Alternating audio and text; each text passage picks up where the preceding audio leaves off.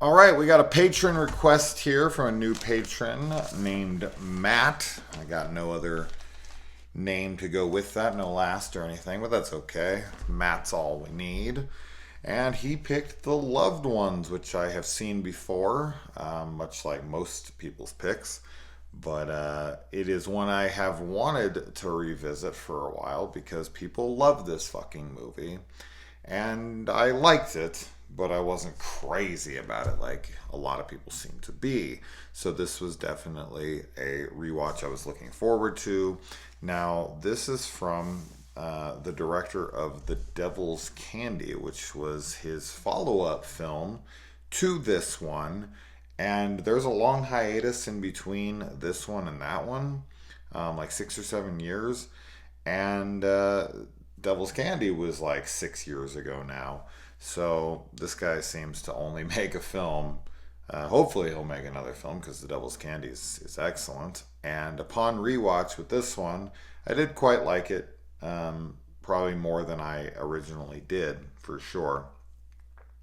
I find it odd that this film isn't kind of.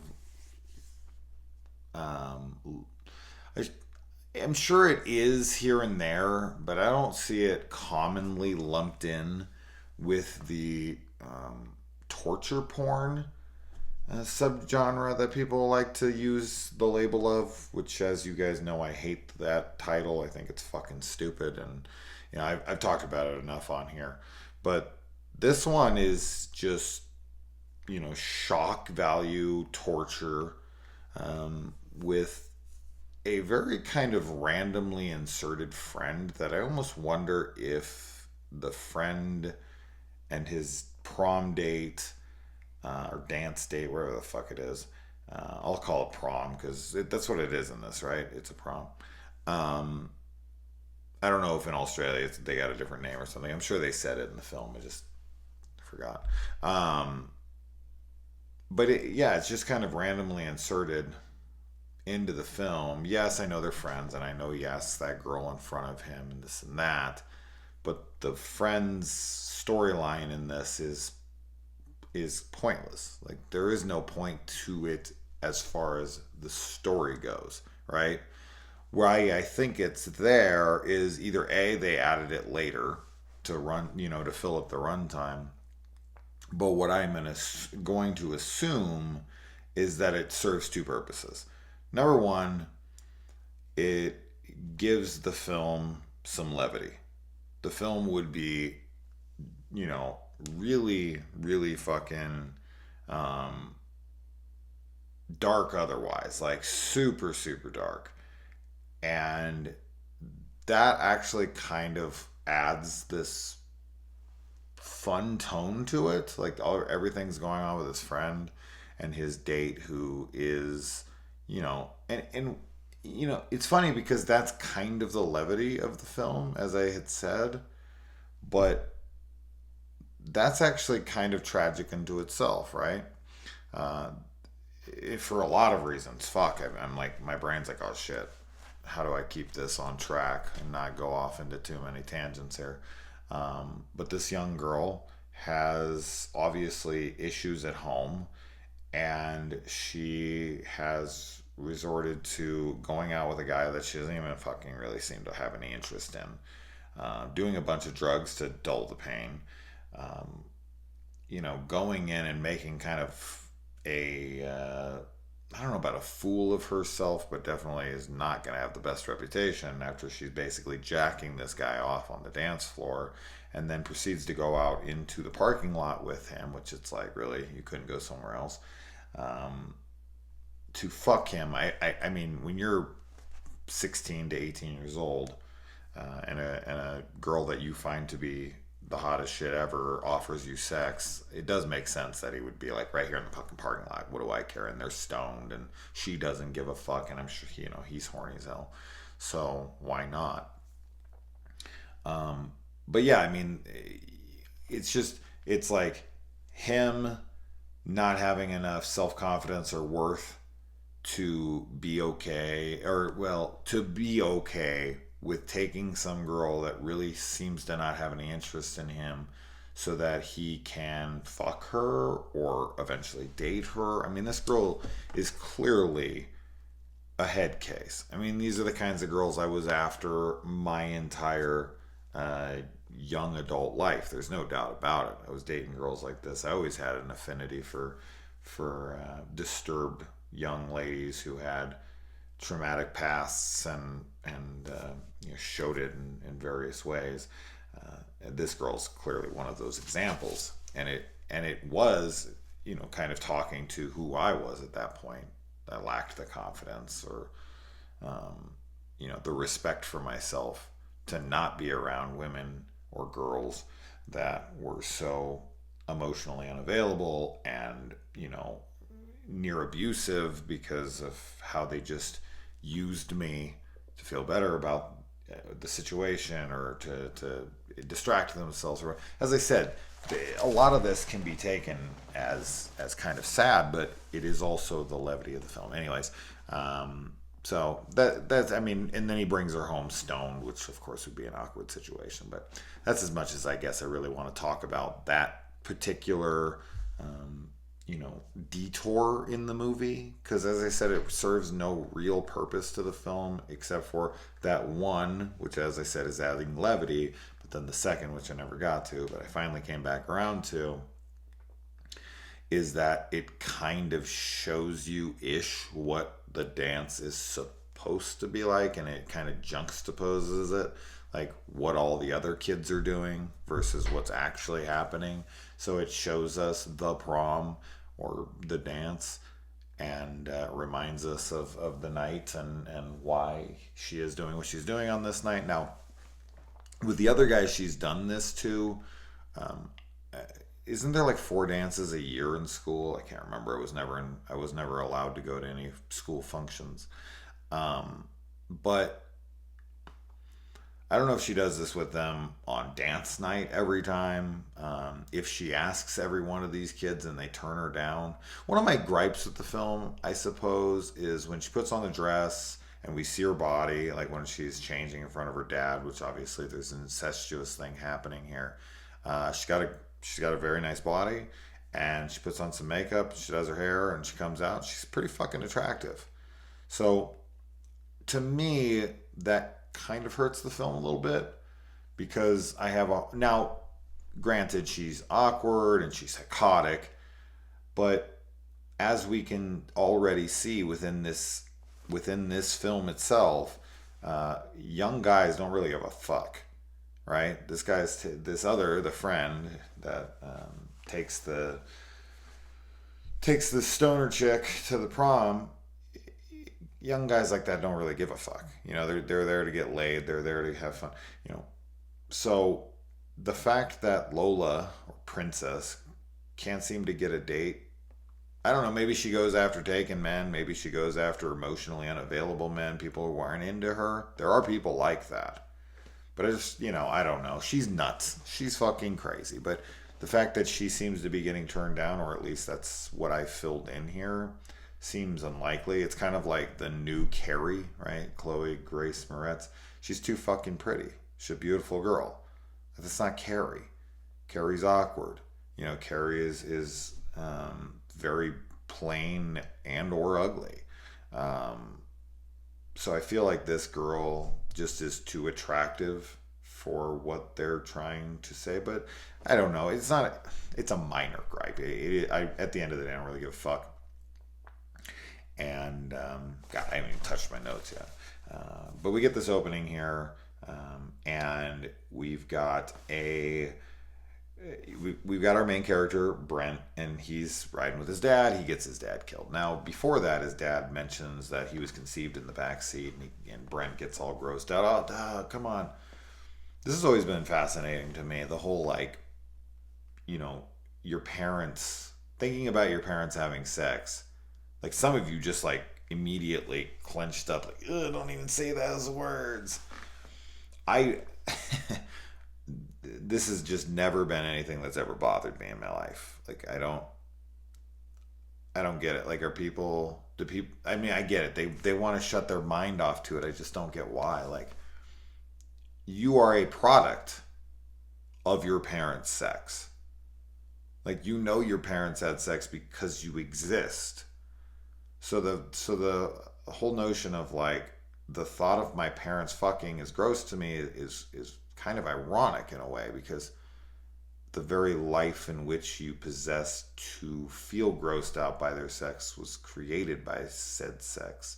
So I don't know. It's always just been odd to me. Like, you see your parents as non-sexual entities, but sex is how you exist to have those thoughts.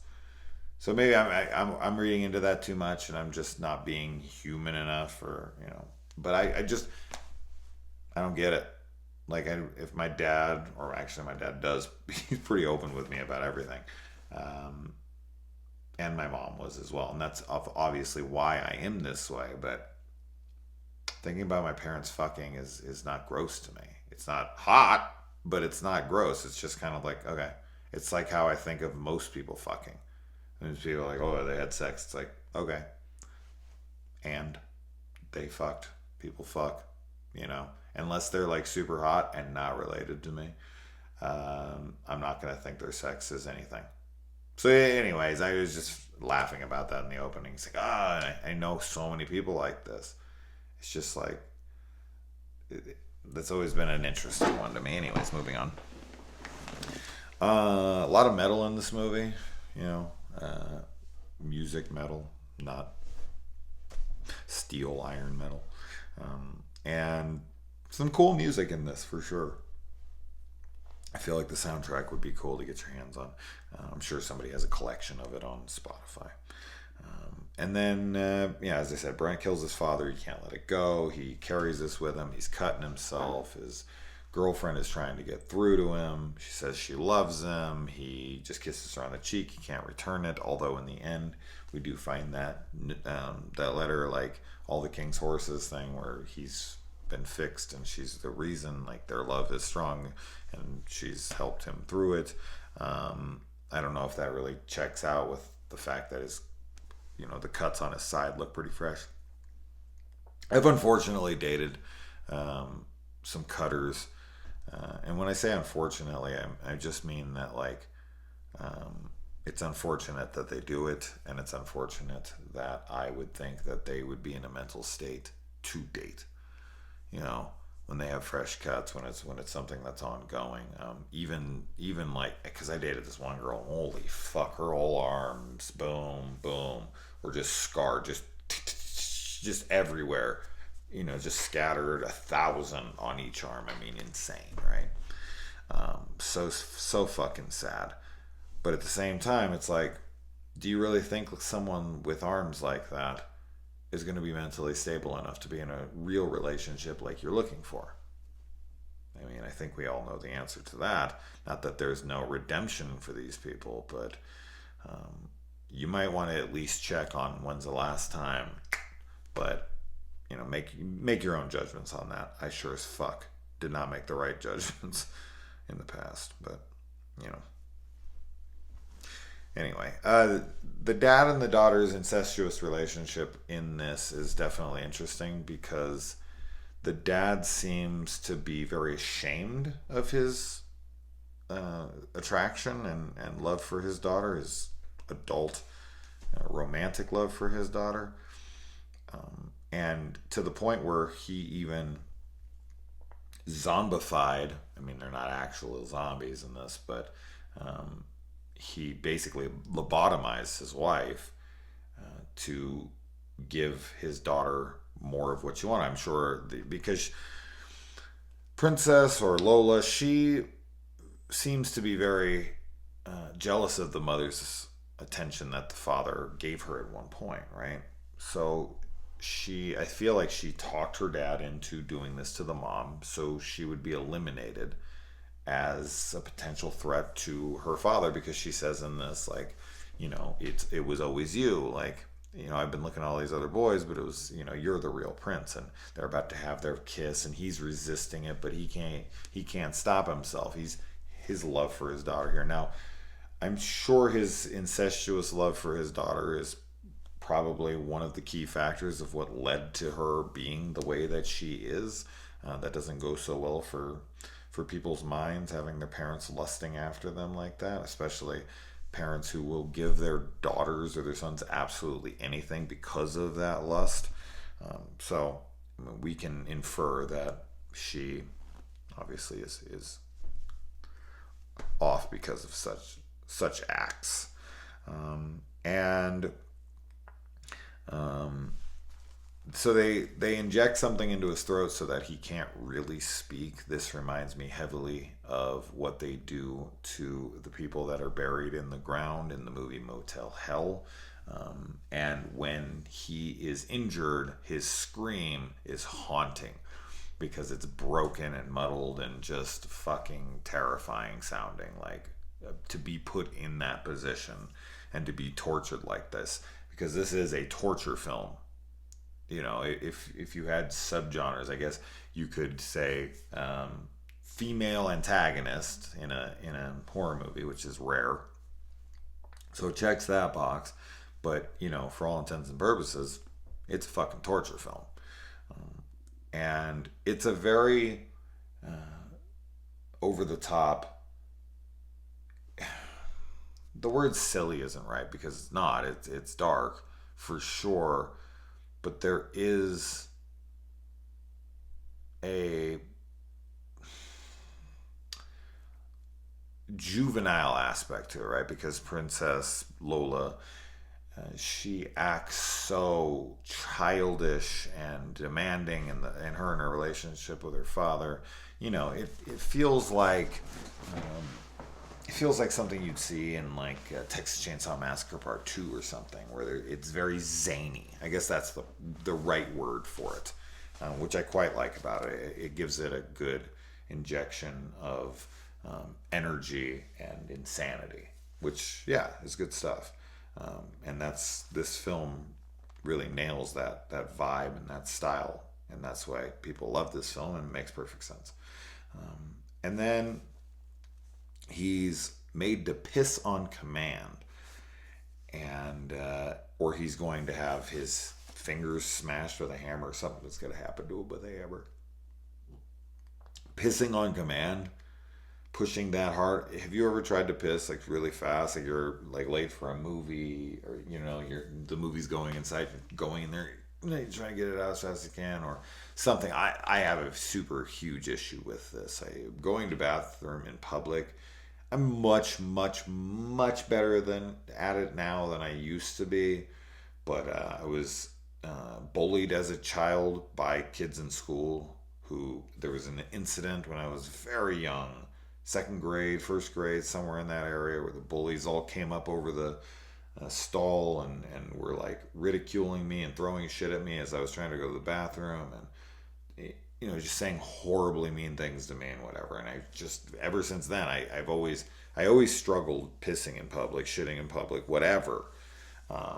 Now I am doing way better. I'm almost completely cured.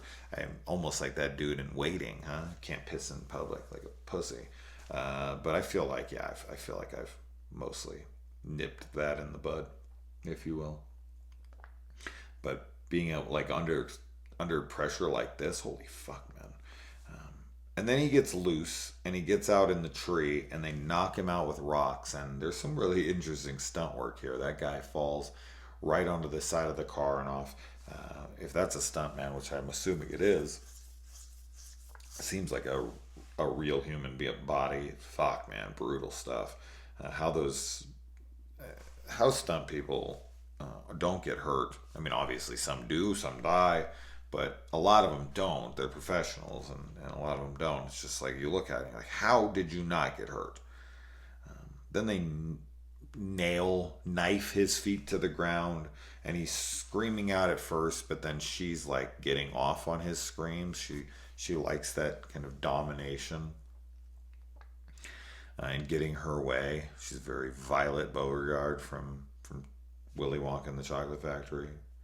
I want it now, Daddy. And this is like what Violet would have grown up to be had she. Well, I'm assuming they survived Willy Wonka. You'd have Charlie would inherit one hell of a lawsuit if Augustus and all those cronies, Max TV and all those kids ended up dying. You're turning violet, Violet. Um, Wait, not Violet. Violet's. Who did I say? I said Violet, huh? That's not who I meant. The other fucking brat. Um, Farouk Assault. Jesus Christ, man, that would not come to me. Violet. What the hell am I thinking? They're all brats. That's why. Anyway. Um, the fuck was I talking about? Oh, her and her attitude and her ways. Was I going somewhere with that? I don't know. I got too stuck on fucking Willy Wonka kid names. Really, Jason? Um, but yeah, oh, where I was going with that is that she's furious because he won't continue to keep screaming. Like she looks at him and she's like, "Yeah, like kind of give me the pain that I want out of you." And he's like, "Fuck you." And because he's cut himself a lot, because he's endured a lot of mental anguish, and he goes out and he rock climbs and tries to almost commit suicide. Of course, doing that is much harder than one would think. It goes against human nature. Your body wants to stay alive, so does your mind. So it does go kind of against your programming, your evolutionary programming. And yeah, I mean, we find out that she's done this shit a lot. There's a lot of these guys, and one of them escaped. And hey, lo and behold, irony. We'll say a strong coincidence. This is film, so you gotta just take it for what it is.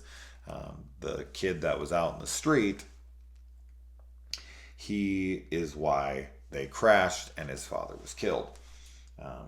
Now she says he must be dead by now. I don't really know what happens to this kid. Um, it says something in the little newspaper clipping, um, but you would think that she would know, right? Like, what, he just disappeared out into the woods? Like he was never seen from again? I don't know. I didn't understand that. I should have rewound maybe what the newspaper clipping was, but one of you fine people will explain it to me like the moron that I am. And man, she carves this shit into his chest with like their initials and whatnot, and then pours salt into his wounds. This is a torture film. Hammering knives into his feet and drilling into his forehead, and then boring out the hole so that it's bigger, and pouring salt into his huge open chest wound. And this has more torture in it than fucking Hostel does, man. So yeah. Anyway, and Am I Not Pretty Enough? This song is played multiple times. She even sings it a cappella while she's walking down the road. So this is kind of the theme song for the movie, if you will. I dig it. Good song. And of course, the lyrics play to kind of her mental state. Like, am I not pretty enough? It's like, well, your dad wants to fuck you. So, I mean, I don't know what level of pretty that is, but you got that at least, right? She they drill the holes into the head, then they pour hot water onto their brain to basically make them the zombies that we see in the basement. This is very reminiscent of what Jeffrey Dahmer was doing to his victims. But yeah, when she opens up that basement trap door down there, and you've got all these fucking things running around, that's definitely the what the fuck moment. It's like, wait, what's happening here? She still has all these guys that have been missing, and they're cannibals now, and they live in the dark. That's a drastic turn. That's like some Descent shit. Um, I'm not even going to mention the yawning this time. I don't care. I've done it too many times. Whatever. You guys get used to it by this point.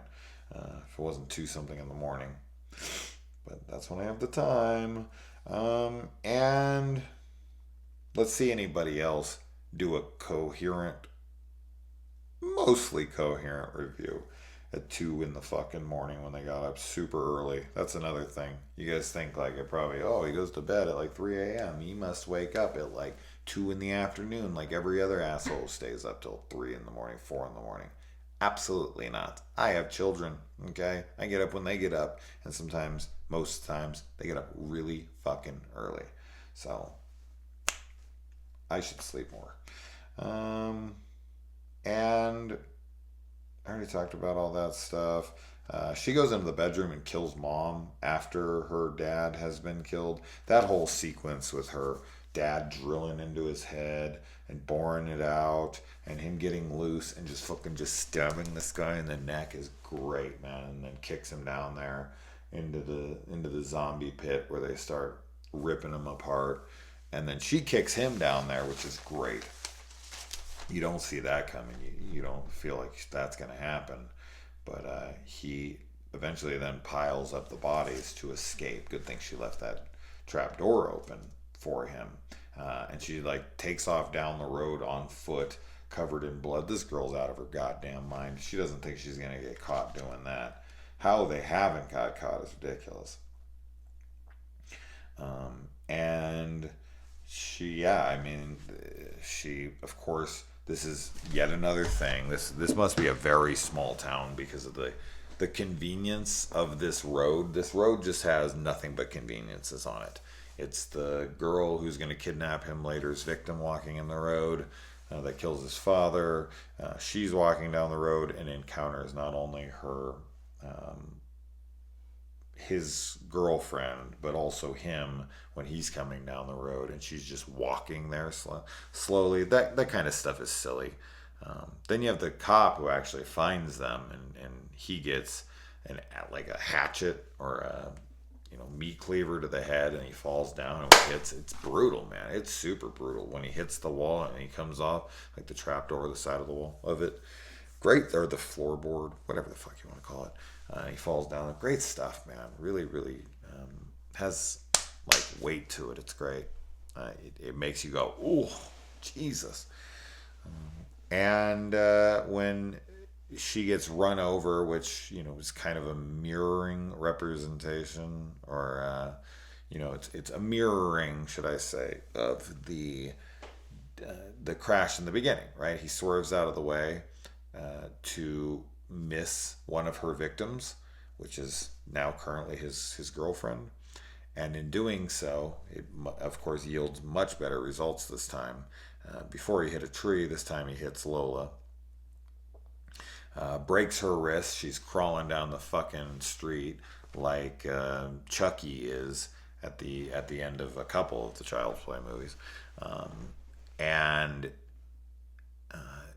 he ends up getting in the car.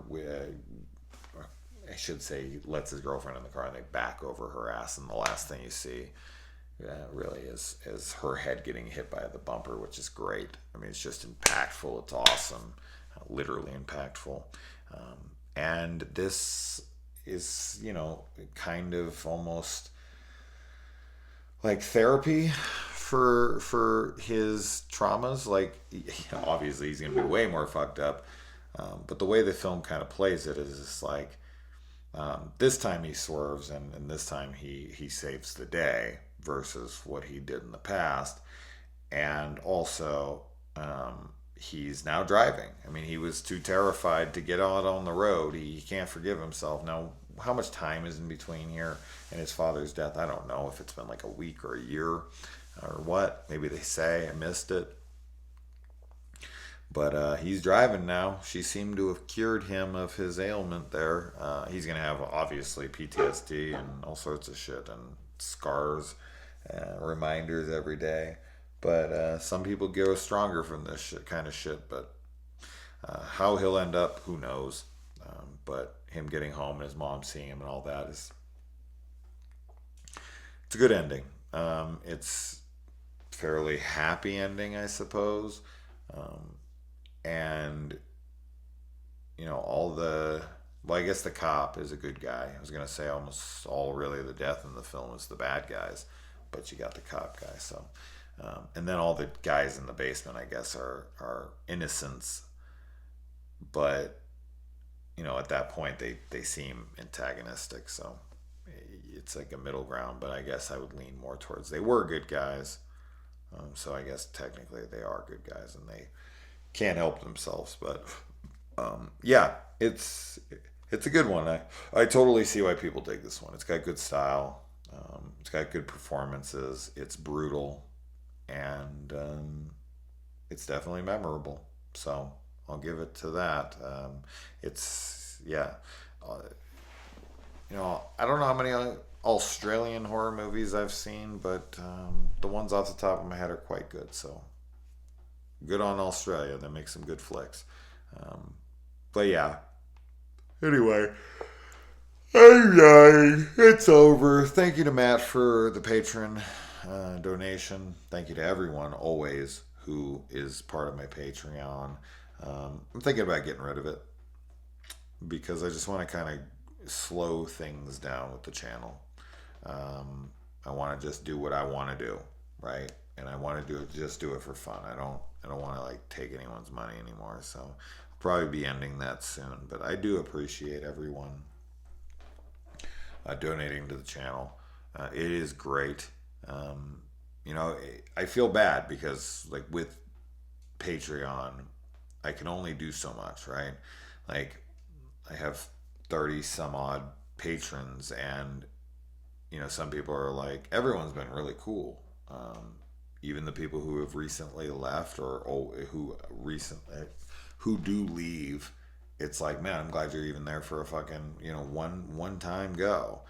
So thank you to Paul Shunk, who just canceled his membership, which thank you for so much. I mean, you donated so much over the time that you've been with it. So I all I can say is thank you. But yeah, like I want to do a fucking review for people like every week, or every month, should I say, because they're paying for it every month. But it's just an impossibility. Not with my life, and it would be ridiculous to even do so. It's supposed to be like you get one thing and then you donate for as long as you'd like after that. You don't have to stay on after, of course. And if you'd like to, go for it. If you don't, then don't, as with any of these things. But yeah, Matt, thank you. A lot of the times, there's been a few times in the past though where people will like sign up for Patreon, and I'll do the review like really quick. They'll like ask, and then I'll do it really quick, and then they'll cancel their shit like the second that the video goes up, and I never see $1 from them. That happened once with a series review. Even I did a full series review, and the person canceled it before I ever saw a cent. And I was like, wow, that was. But whatever. As I really don't care, to be honest. I don't do this for money at all. I do it for fun, and that's what I want to return to. I want to just have fun. I've been so frustrated with audio issues and timing and all this. I just want to like do a Slasher Sunday when I want to do it, which I would like to try to do that always. But yeah, I can't do them all the fucking time like this. I have too much going on in my life nowadays. A lot of my time is spoken for, of which it wasn't before. So anyways, I appreciate it, Matt. I appreciate it to everyone. Good night.